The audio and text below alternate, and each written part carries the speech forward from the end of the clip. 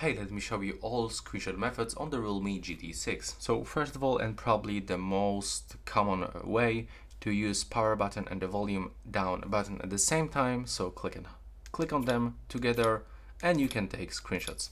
The second way to take the screenshot is to open this notifications bar, and here you will have to go to the left side and find the screenshot icon. You can click on it and the screenshot will be taken just like this. Another method is to use your three fingers, and now you can swipe down and you can just take the screenshots. There we go. But there's also some other methods to take the screenshot. So what I mean, when you open the settings, you can just, let's go here, and we can swipe down like this.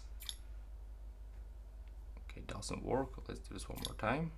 Okay, doesn't work. So what I mean, you can just take the normal screenshot and then tap scroll. And now we can take the scroll screenshot, so we can capture a full page. There we go. You can also take partial screenshot by clicking and hold like this with the three fingers, and now we can select the arena that you want to select.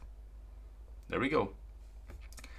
And that's it. That's basically all screenshot methods that you can do on the Realme GT6. Right now, please subscribe to my channel.